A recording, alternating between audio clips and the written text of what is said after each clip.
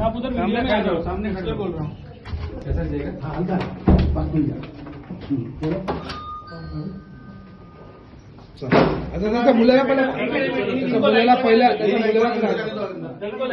त्याच्या मुलाला पहिला आत जाऊ द्या. लाईट आता मुलाला जाऊ द्या पहिला आतमध्ये. आता तुमचं तुम्ही जे प्रोसिजर आहे तुमच्या तुम्ही कंप्लीट करा. तुमच्या हिशोबाने पहिले